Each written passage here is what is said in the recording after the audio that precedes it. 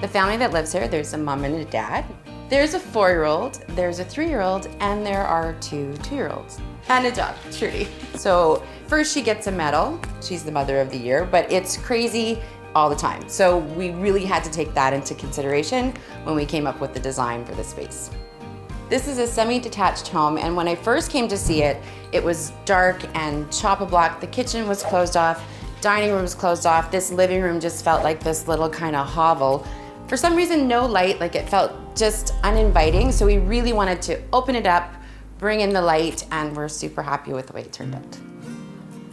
What we really wanted to achieve in this is kind of this open concept without being, fully open concept. It was important for my client, the mom, to be able to see where those babies were going.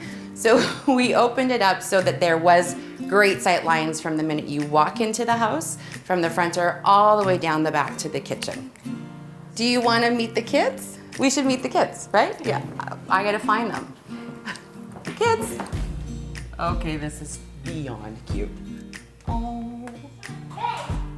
Come on in. Hi. Welcome back to your home. We do have this long linear line that runs the whole length of the house, but in the living room, it's the banquettes.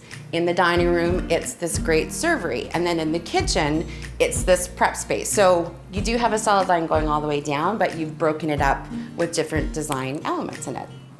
One of my favorite things in this space is this fireplace wall that we designed here.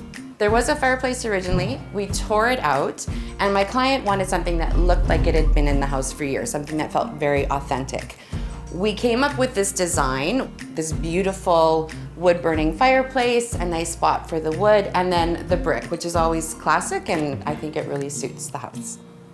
The other thing we did, we needed to add seating. It's not a huge space, so instead of trying to stuff a whole bunch of furniture in, we did these custom-built little banquettes on either side of the fireplace that the kids use all the time. They read up there, they cuddle up there, but it doesn't impact what we have in terms of real estate. And the other thing we did, just to add another layer, is, their kids are like, honestly that big. So we gave them little poofs to sit in front of the coffee table and they color on there, and it's multifunctional.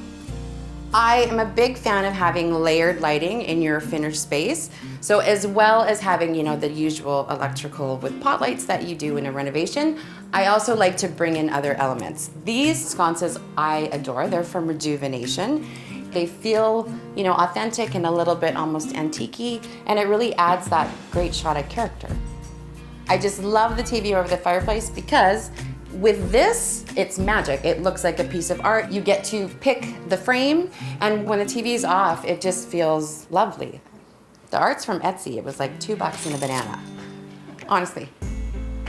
For the dining room and the kitchen, we kept it fully open, and when you see the befores, you're gonna see the huge difference. It was so dark and boxed in, and now it's like you could have a dance party in that kitchen. It's amazing.